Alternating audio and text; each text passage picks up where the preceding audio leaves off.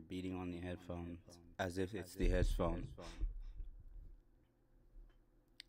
Like, I didn't mute that shit. Alright. Can y'all hear me? Hold up.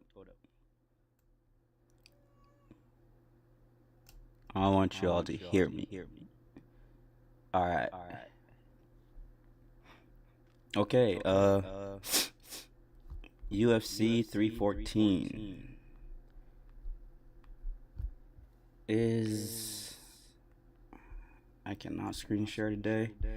For some reason, whenever I try to screen share, this computer just crashes. I have no idea why. I'm not a computer tech, and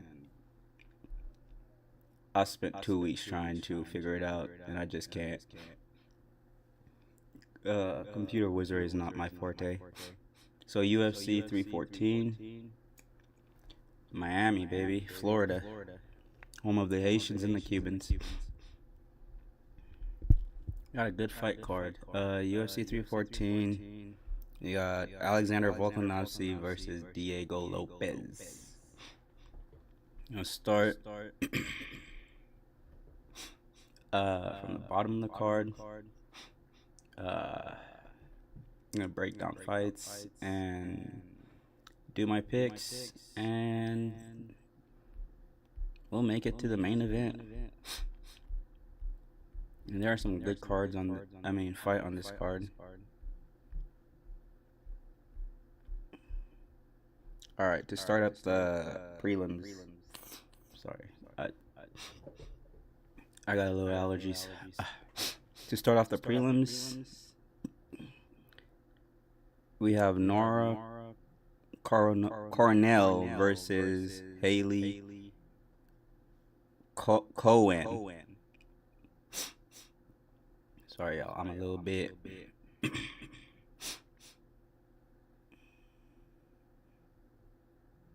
What is this? Alright. Yeah. Nora Cornell versus Haley Cohen.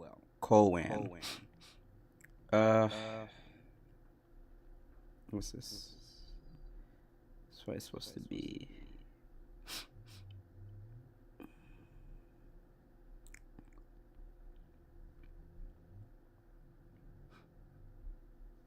I don't usually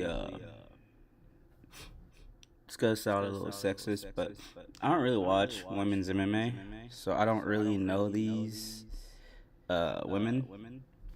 But on the money line on DraftKings, Haley is the underdog. She is a plus 154, and Nora is a minus 185 favorite. So I kind of did a little digging on their background. It seems like Nora is more of a kickboxer compared to Haley, who is more of an MMA fighter, but she has not been really able to take her career off as getting a win in the UFC. And I think Vegas and the matchmakers do have it right on this one. I feel like the better kickboxer, the better striker. Man,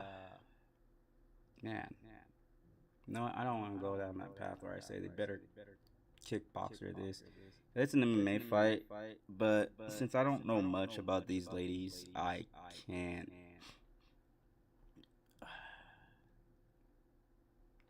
can't really give you a good prediction, but for this one, I'll say the odd makers are right. Uh, women MMA fights are hard to put a prediction on unless it's a very big name and you just know, like without a doubt, they're gonna win. Like women's MMA is just crazy, as you'd be like, oh, this person's gonna win. This is gonna be a my cap crooked, or is that just me? Is my cap crooked, or is that? Man, is that the cam? I think it's the lighting. It's the shade. Alright, this thing's gonna bother me.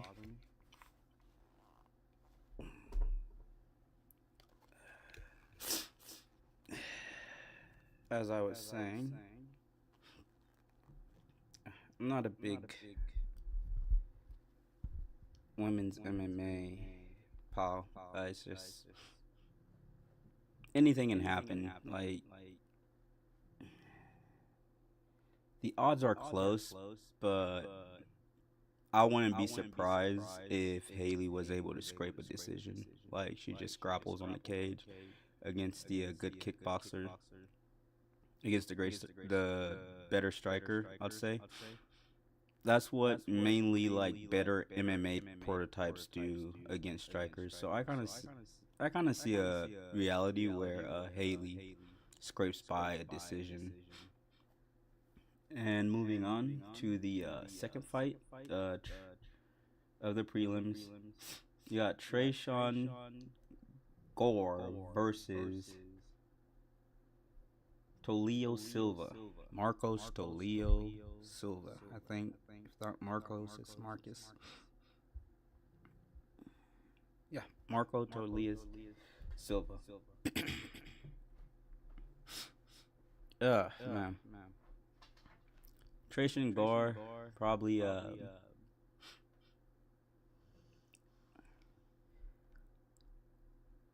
looking at his stats, he's a moderate underdog. I can see that.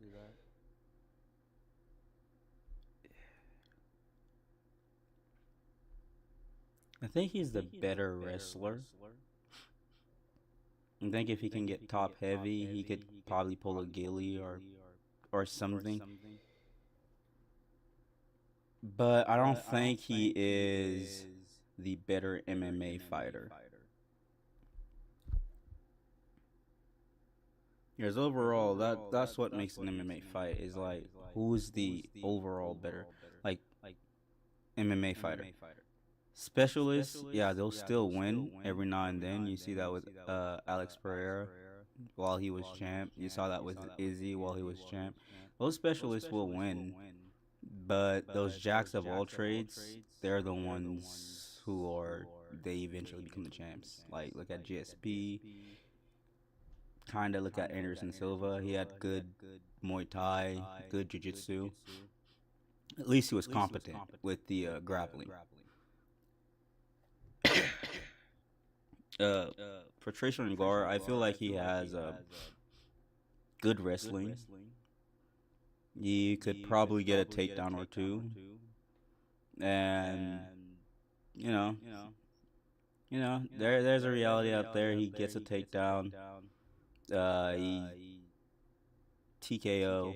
I don't think he's gonna be able to submit Marcos Tolio, but I didn't see a reality where he gets a TKO. But I see this fight.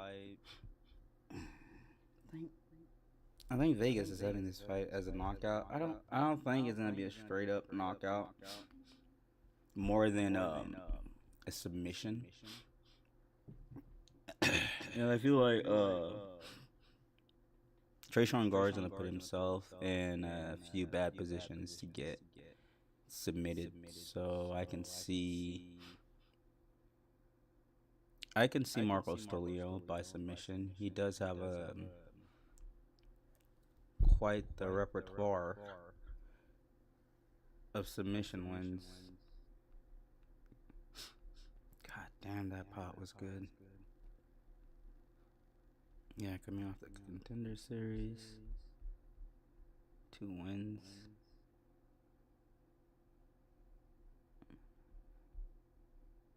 All right, he's got one official UFC win. That was by strike, by round 1. Yeah, this fight might not go to the decision because neither guys are known for a decision. So I see this fight probably going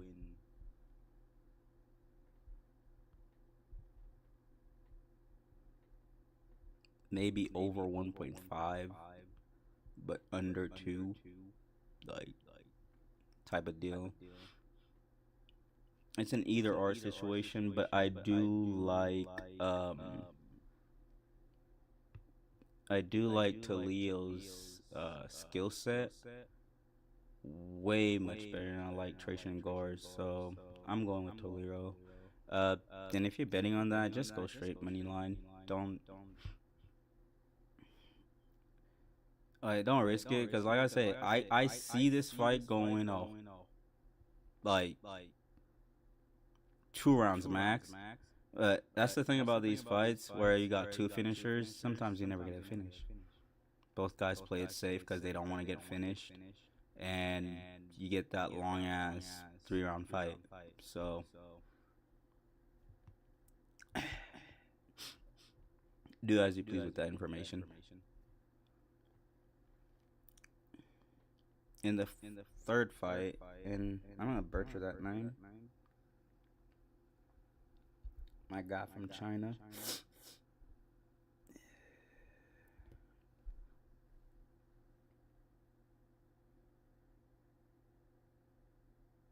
We got Sumu Derji versus Mitch Rapaso. And I think Sumu Derji is currently on a 3 fight losing streak. Yeah, the Tibetan Chinese. He is currently on a 3 fight losing streak, but he's not on a 3 fight losing streak against bums though. Uh,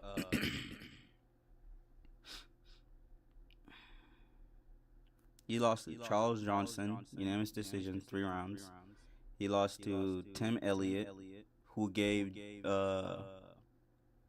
Mighty Mouse a hard run in UFC, and he lost a sub to Matt Schnell. Matt Schnell. That's a weird ass name. Schnell.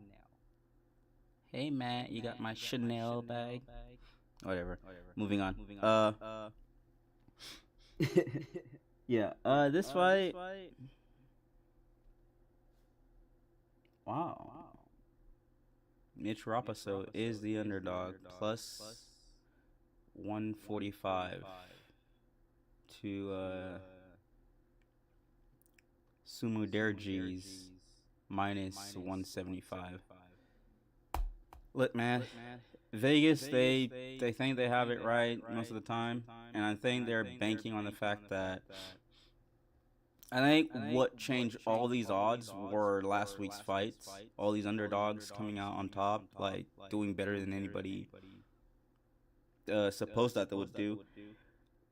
But I think this one's locked in. I think some guys just have a knack for losing when they're like in the big show, and I think Sumu Derji is one of them.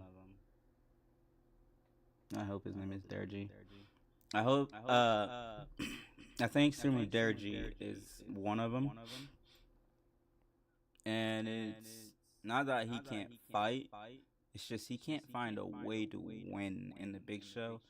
And shit, my boy Mitch is trying to make his way into the UFC right now.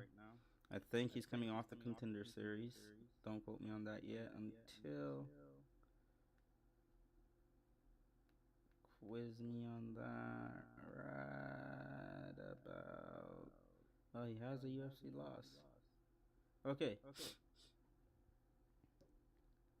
He wasn't a contender. Lost that shit. Let's see. Yeah.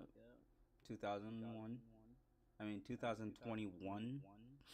He was in the. He competed in the contender series. Lost to Jake Hadley.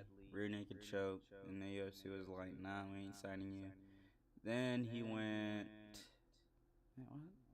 He went back to the Bush Leagues. Got a few wins, came back to the UFC, lost to Andre Lima, and Andre Lima is not the most easiest customer. He is currently 11-0, 5'7", and he's out there doing his thing. So yeah, first fight in the UFC, not a bad loss. So I think I was rambling. I was rambling a lot of shit. Uh, yeah, Vegas has it for Sumiderji, but I do think and I believe Mitch Rapaso gets it done, and I think he gets it done in incredible fashion. He'll put the pressure on Sumiderji. He'll put him up against the cage, shoot for a double leg, get him to the mat, get on top of him, maybe ground and pound, or submission. He might be the first man to KO Sumiderji. We do not know, but I would not put that past him. And if you have Mitch by KO, damn, I thought I had that written somewhere.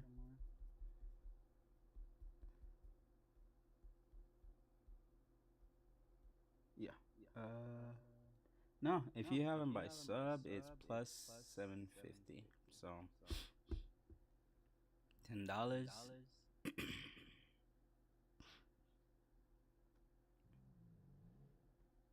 Oh my god. Moving on.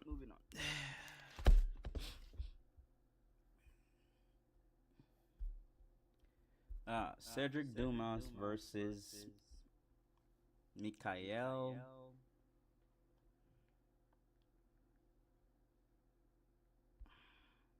Ah man, these Polish motherfuckers, they got this weird ass name.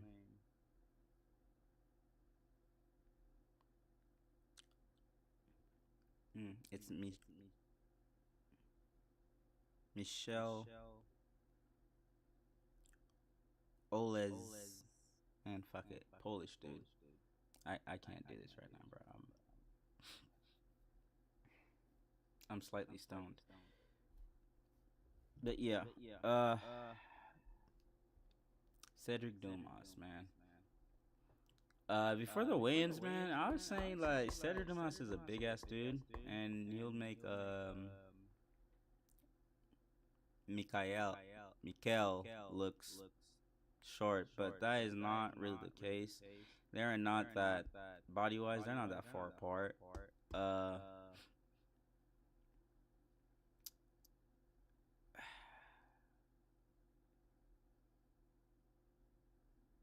Man, the Polish have a way that they fight is just pure boxing, man. It's like pure boxing mixed with a little bit of Dutch kickboxing, and they will mix everything up on you on the striking. And I feel like as good as Dumas is, he won't be able. Man, this dude got knockout power. He's got good. Dumas has good knockout power, and he's got good submission. But I do not see him beating Mikhail or Michelle. When I rehearsed this, I was way much better with the names. For some reason, I'm just fucking it all up. Story of my life. Moving on. Darren Elkins versus Julia Rosa. Man, this fight. There will be takedowns. I'm pretty sure Darren Elkins will find a way to get that fight to the mat one way or another. Because this man his whole philosophy is he'll go to hell to do it. It does not matter. He'll go through hell. No matter what happens, if he wants a takedown, he'll get that takedown. Downside is, I think that motherfucker's 40 now. Yeah. I think he's 40. And he's fighting like a 30-year-old. Let me get my facts. Let me get my facts up real quick.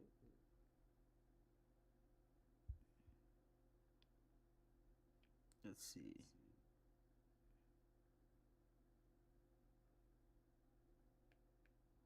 Fax machine.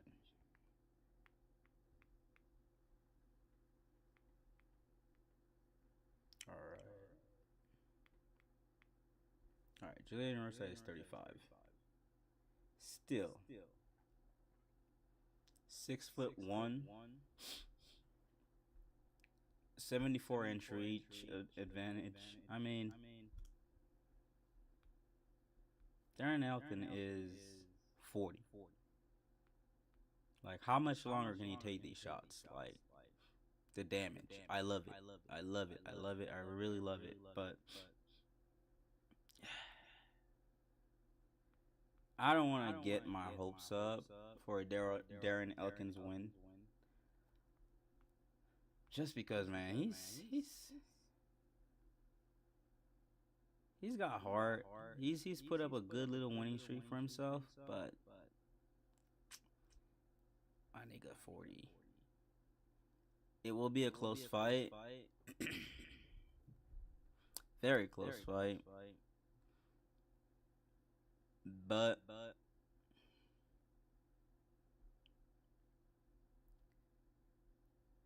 I gotta go with my boy Darren Elkins. I cannot go against Darren Elkins. I know Julian Rosa, he is a very good MMA fighter. This man, he is 30-11, which is about the same amount of fights that Darren Elkins have. 6'1", well built. He's got some good submissions. He's never lost by submission, but he's been knocked out. I mean,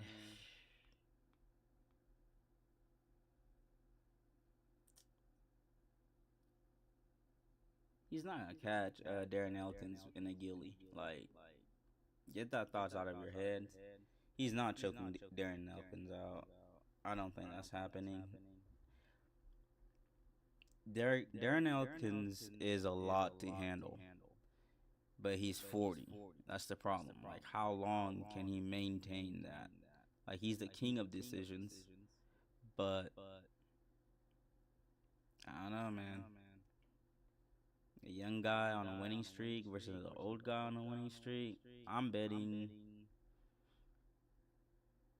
smart money. I'm betting the young guy. But me, I love Darren Elkins. I love Darren Elkins. I love the heart. I love the work ethic. I just love what Darren Elkins represent as a man. So I'm picking Darren Elkins to win that fight.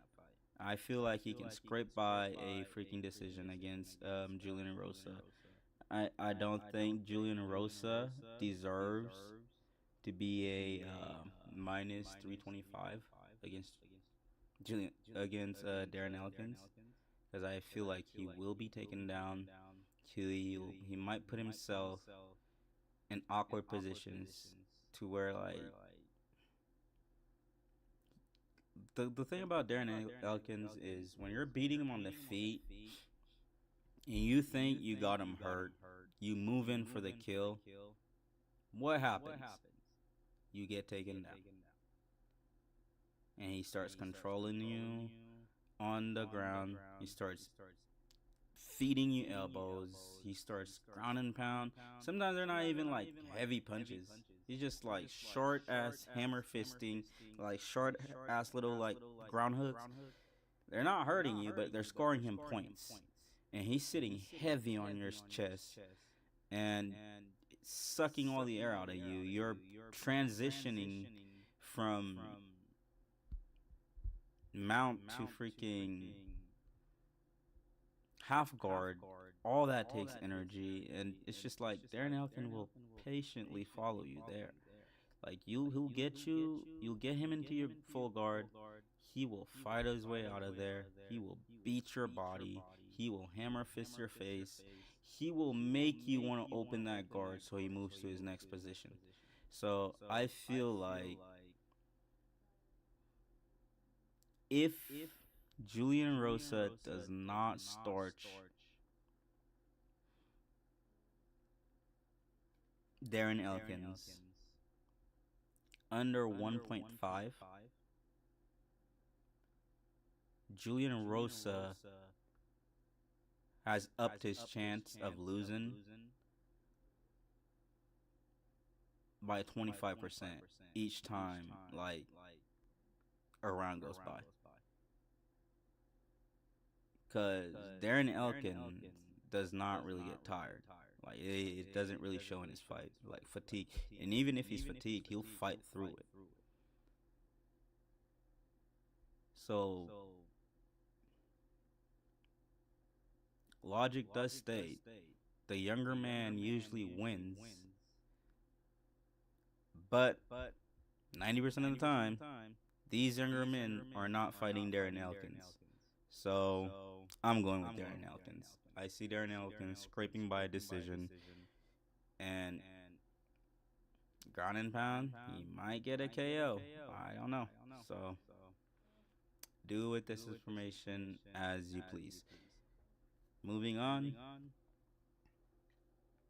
we got the biggest betting favorite on the card against the biggest underdog.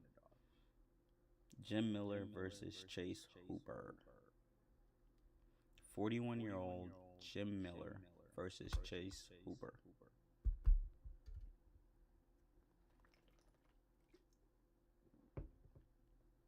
The palate is dry.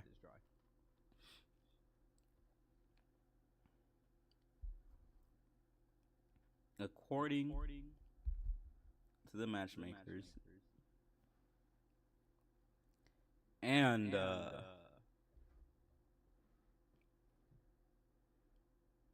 Vegas, everybody says that Chase Hooper has this in the bag, and he has it easy in the bag.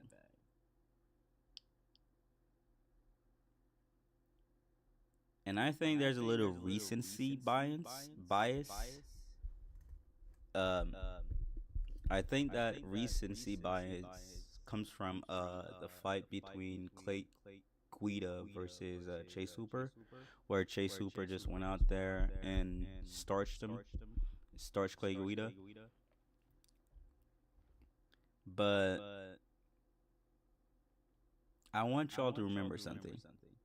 Jim Miller is not Clay Guida. He's not just gonna go out there and just throw himself in like weird situation to lose. Jim Miller is a very smart fighter. That's why he's been able to fight at his age. But that being said, he's old, 41. He is past his prime, and he is fighting a prime, sharp, evolved Chase Hooper. And a lot of people are saying, this fight is going to be done by like submission, which is, 90%. Yeah, that is true. I feel like 90% of the time this fight might end by submission. That being said, compared to Clay Guida, Jim Miller is no slouch on the ground. He knows he knows his jiu-jitsu, man, and he knows how to wrestle. So I'm not saying he's gonna win. I just feel that Vegas may have gotten the odds a little bit out of proportions, and that is not Vegas. That is us. That's the bettors. Like, we're just fucking betting on Chase Hooper, saying, yeah, he's the next big thing. He is most likely to win this fight, and I am betting that he will win this fight because his grappling way much better. His cardio is way much better. His jiu-jitsu is way much better. And now, thank God, thank you fucking God, his striking has stepped up, because man, Chase Hooper 1.0, shit, that shit was scary, bro. Seeing that kid with his head up throwing punches, bro, I was scared for this kid every time he stepped in the fucking octagon. Like, his jiu-jitsu always got him through, and sometimes it didn't. Well, I'm loving what I'm seeing from Chase, man. Like, this dude can kickbox for real now. Like, he is patient. he's on his timing, but at the same time, I do not think overlooking Jim Miller like that is super wise. Because Chase Hooper does not have that knockout power. Like, he's not known to knock people the fuck out. That is not Chase Hooper. Like, he's good. He hits. He can set you up for shit. But sleeping people is not his thing. And Jim Miller has some good submission defense. Although he's been submitted in his career, Jim Miller does have good submission defense. So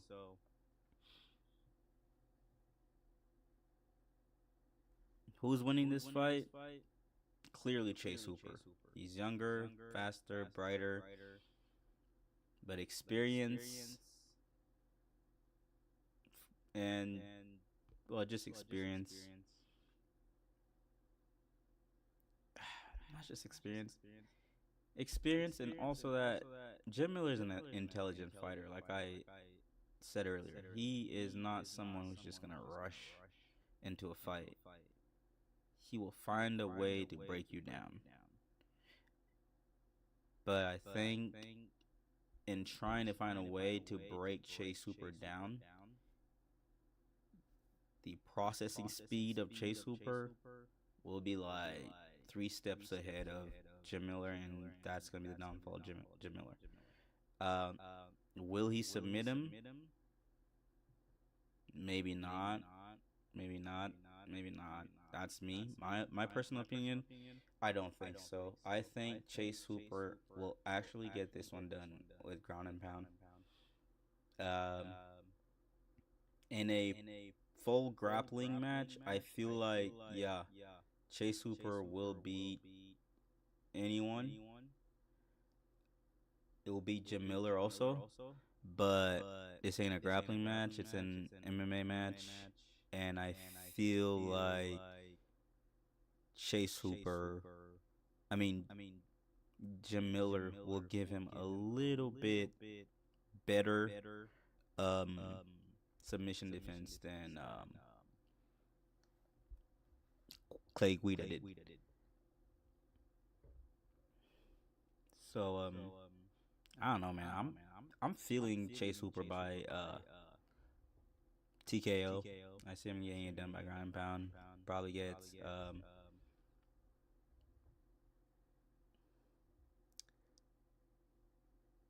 that's my opinion. I think hard about it. I feel like, man, I'm reaching for them grapes and them violins and then wine and then fine cheese and the violin and some shit. I feel like I'm reaching for them grapes. But if you don't reach for them grapes, you ain't getting them grapes. Safer bet, Chase Hooper by submission. I think it's plus 200 or some shit, if not 500 or minus 100. I don't know. I didn't look up that stat because that stat was a little useless to me because I kind of felt like, yeah, he might win by submission. It's the obvious win. But when you're looking at a fighter like Jim Miller, I feel like Jim Miller's going to give Chase Hooper a little bit more than he can handle with the submission defense. And he'll probably even get back on his feet and try to swing. But all that is irrelevant because overall, Chase Hooper is winning the fight. It's just going to happen. Moving on, we got Yan Xiaonan versus Virna Jerry. Man, I got nasty ass handwriting. But Yan Xiaonan versus Virna. And a lot of people are just overlooking Yan Xiaonan in this fight. They're saying like Virna is just gonna walk her down because she's lost to people with better grappling and stuff like that. But the people she's lost to with better grappling had better wrestling than her. not just jiu-jitsu. Does Yan Shannon has good jiu-jitsu? No. Her fight against Young Wei Lee, bruh, it's just the ref that saved her to make like that fight in a decision. She got choked out.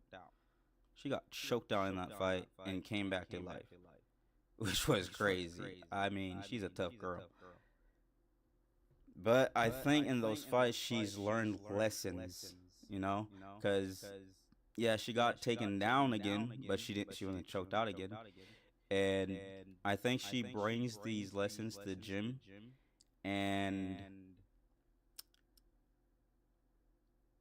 she's gonna make it a harder fight for Vieira than most people are thinking. Most people are thinking it's gonna be the same thing that Carla Esparza did to her.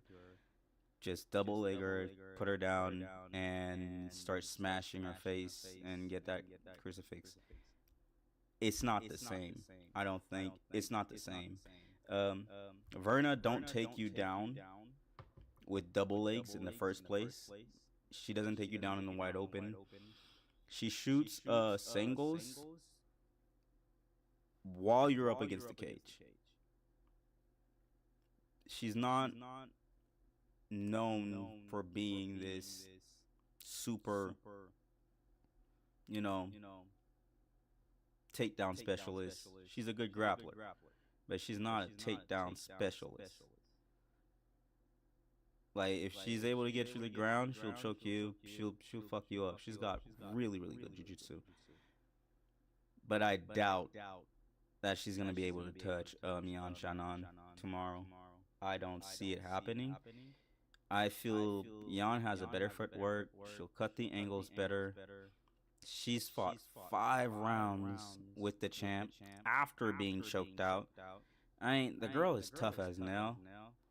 And she's got knockout power. Besides, almost everybody she's beaten also had really good jiu-jitsu and good, like, offensive takedowns, and she still won. She won against Andrade. She knocked her out. The height difference is a little something between Andrade and Verna. But on this one, I feel like Vegas and everybody else are slightly overlooking the former title contender. That is, it's I feel like Werner is going to do something. She's gonna throw a strike, and she's gonna get countered, and she's gonna realize, oh shit, that small Asian chick hits harder than I thought, and she's gonna start fighting on the back foot. And I feel Yan is gonna be able to scrape a decision. So Yan Shannon. And for the 8th fight of the night, which will be your featured prelim, Dan Ige versus Sean Woodson.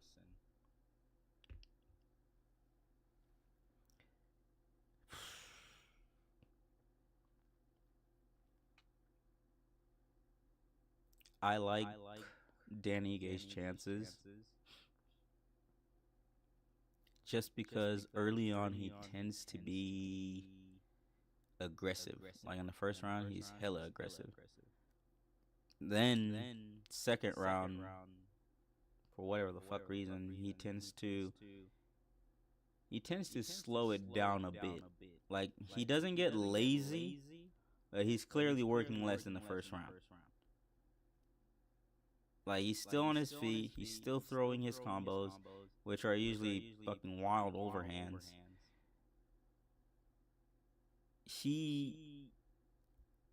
I feel like if he puts the pressure on Sean Woodson, he gets this fight.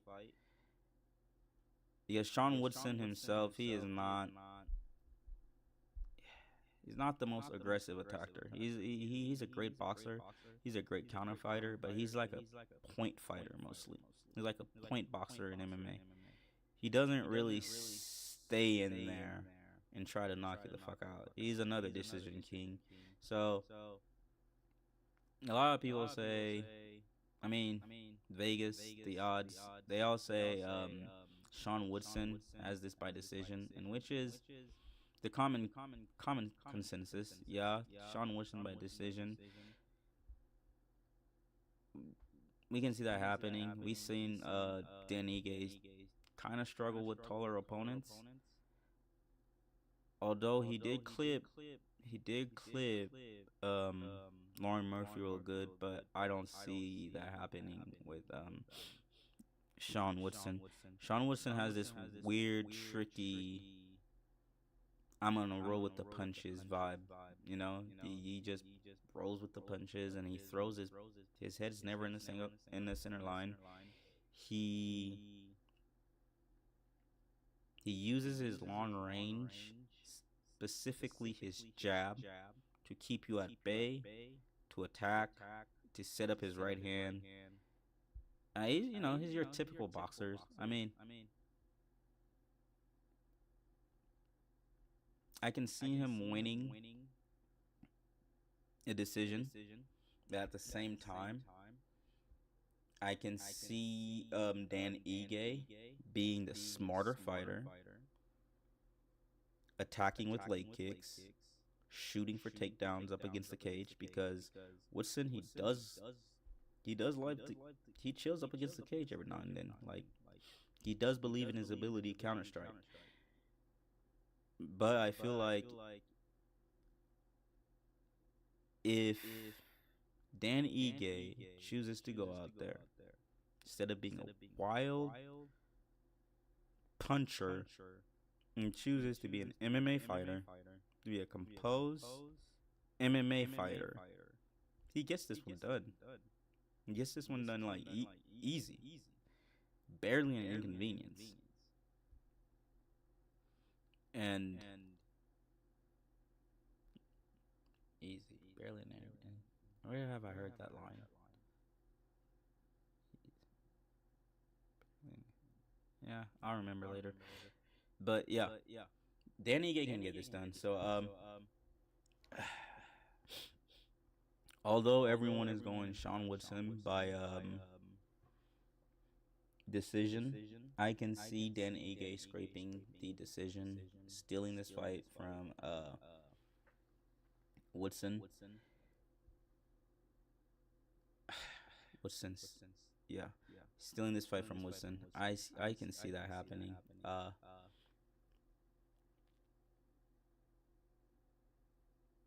Not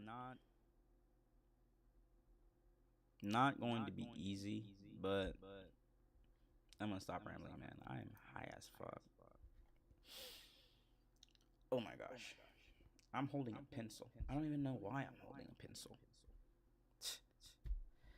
All right. Yeah. My pick for this fight will be Dan Ige. Will I put money on it? Most likely not. No. Moving on, the ninth fight, we got Nikita Krylov versus Dominic Reyes.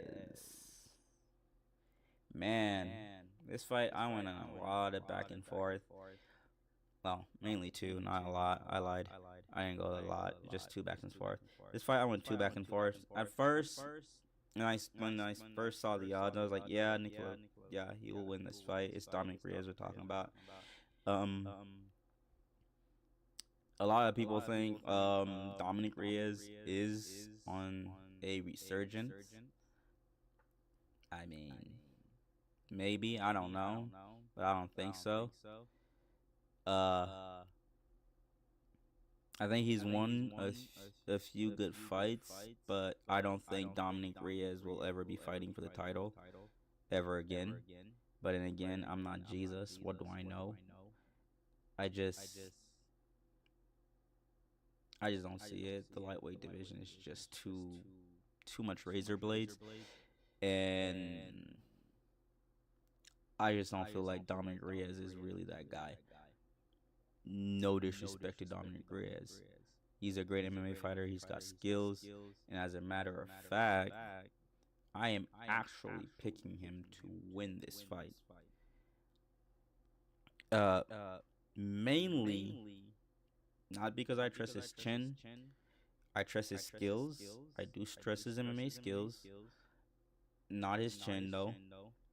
I believe like Dominic Reyes' chin is still a little bit iffy. Uh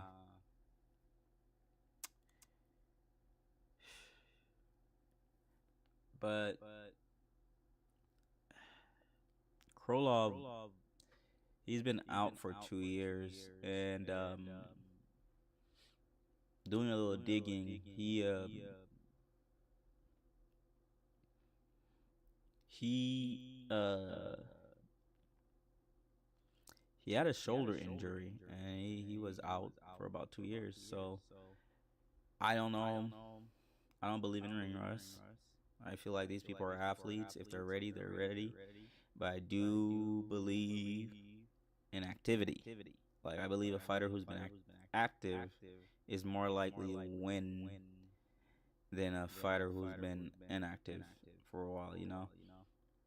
Because sparring is great, but those actual fighting rounds, those experience, they'll build you up and they'll make you a better athlete. Like, after every competition, I feel like fighters either they get way much better or they become worse. So, 2 year layoff for Krolov. I don't like that. I do not like layoffs. I do not like when athletes have layoffs and they have to come in and then that's a top 10, like that's a contenderish type of fight, and just to come in and after 2 years, I don't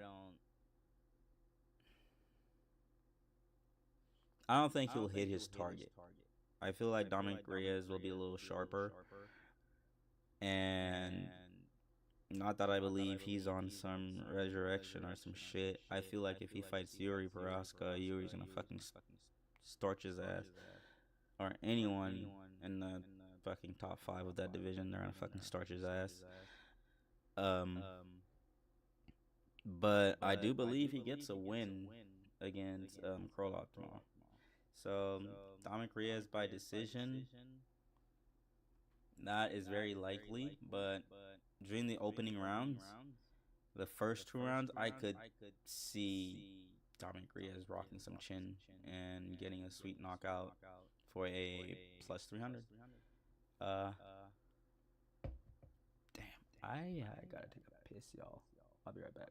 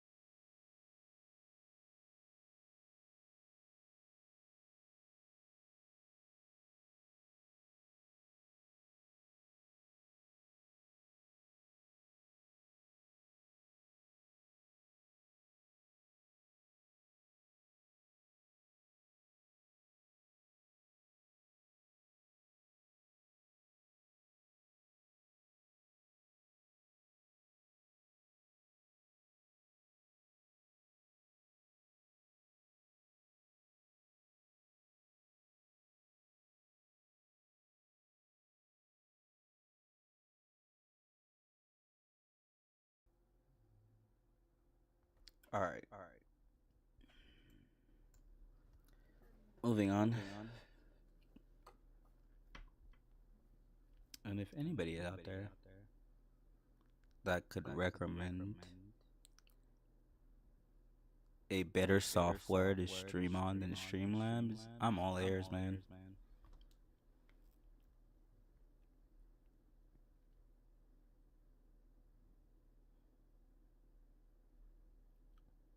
All right. So the next fight we got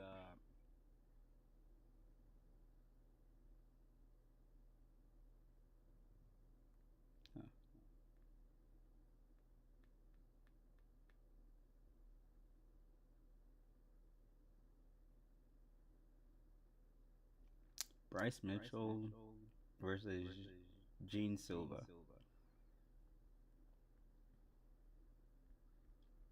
Bam, bam, bam, bam.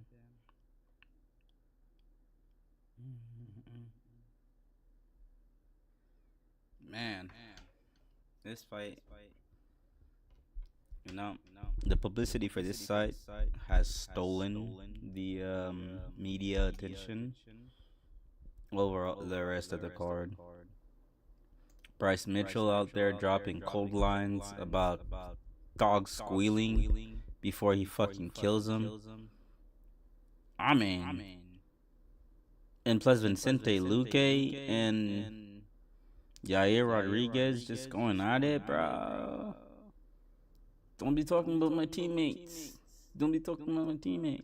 Fuck you, pussy. I used to see that shit all the time. Mexicans fighting. I don't lie, these Mexicans, they'll fight.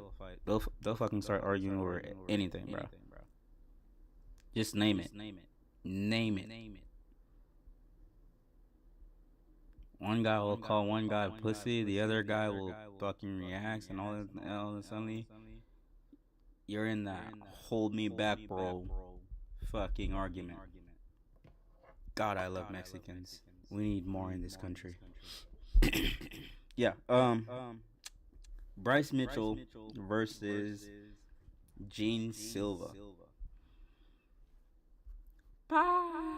Everybody's going like, oh, Gene Silva is going to starch Bryce Mitchell.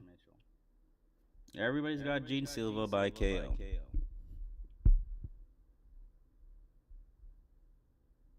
Alright, cool. I can see why. Gene Silva is a finisher. He gets a lot of knockouts. And a lot of people like feel like he's on different timing. Like his fight with Drew Dober, beating the shit out of Drew Dober, and then coming back and then starching Melsek. We all are like being fed into the fighting nerds matrix right now. And man, I'm fed too. I'm fed. I've ate a little. I've digested a little. I see Gene Silva is a bad motherfucker. But to say he's just gonna run through Bryce Mitchell, I don't really think so. The thing about Bryce Mitchell is we all remember him being knocked the fuck out by Josh Emmett.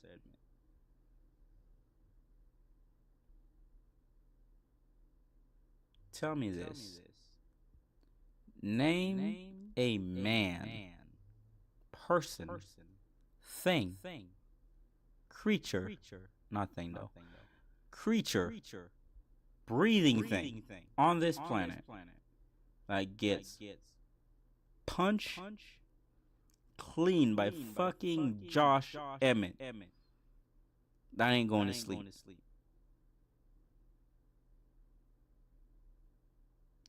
Josh Emmett will knock fucking wind to sleep. That's how powerful Josh Emmett is. This dude, if he connects, you're just going to sleep. It doesn't fucking matter, bro. Him and Jeremy Stevens, they have probably the heaviest hands in MMA history. But since they're small dudes, people don't look at them like a Francis Ngannou. But the way these motherfuckers knock people out is hella impressive. It is hella impressive. So anyone could get knocked the fuck out by Josh Emmett. Gene Silva, I'm sure of it. I am 100% sure of it. In 5 fights with Josh Emmett, Gene Silva is going to get knocked the fuck out in 2 of them. In both of those fights, it's not even going to be close. Because Gene Silva does indulge a little bit in the gunfight. And against a guy like Josh Emmett, indulging in a gunfight is the last thing you want to do. It should be the last thing on your mind. You do not want to play gunfight with Josh Emmett unless you're Jeremy Stevens or Francis Ngannou. That's just it. So, yeah, Bryce Mitchell got knocked the fuck out. Does that mean he's a fighter with no skills? Like he does not deserve to be where he's at in the UFC? He was just a placeholder for that position? I don't believe so. That disrespect needs to stop, bro. Like, this is not boxing. This is MMA. Just because we saw our favorite fighters get knocked the fuck out doesn't mean they're done. Doesn't mean they can't take a punch. Some fighters just hit harder than others. That just happens. That's just MMA. That's just fighting. That's just punching. That's just humans. Does Gene Silva hit harder than the average human being? Fuck yes. This dude hits like a fucking truck. And a lot of you may be looking at me like, okay, what's the point am I going to make? I don't think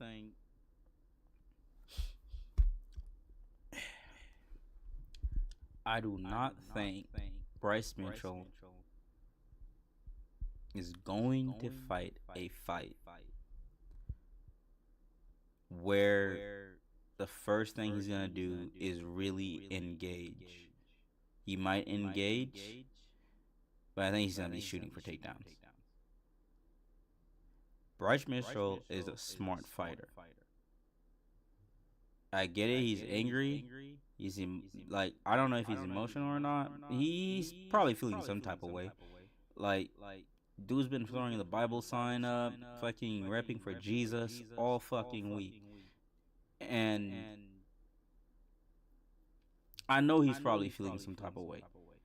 And I know he wants to get back. I know he knows the media is disrespecting him. I know he knows that. I believe he feels that everybody right now is like telling him to go fuck himself, bro. Telling him he's crazy. People don't care about his beliefs.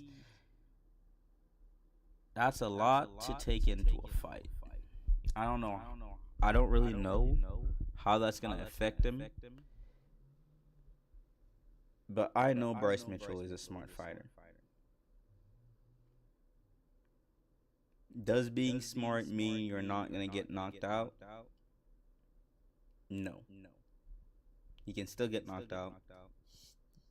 He definitely has a big disadvantage on the feet.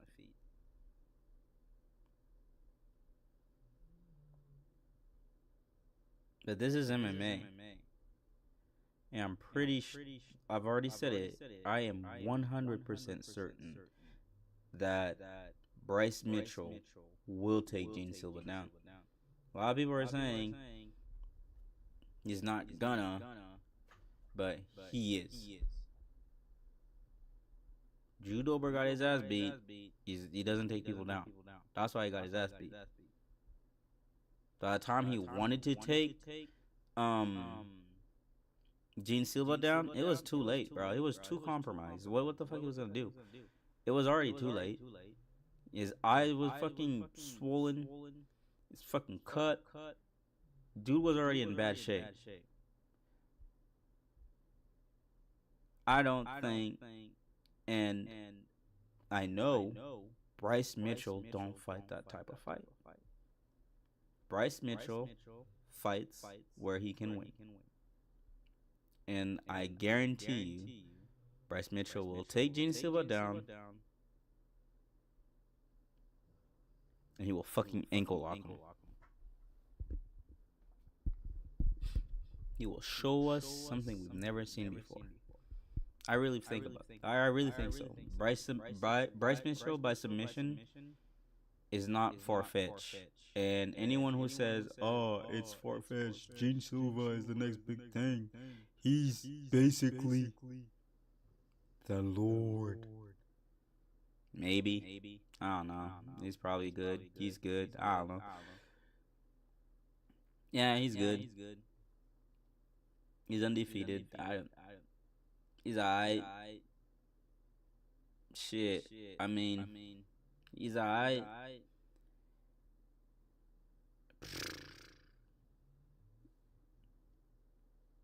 People who do not walk through fire, who've never been tested, are really mentally not as strong as people who've been through the fire, who's been tested. Because imagine being fucking Bryce Mitchell. Imagine being Bryce Mitchell. Imagine being anybody. You got knocked the fuck out on live TV. Your body was fucking twitching like fucking the cops got you on a taser or some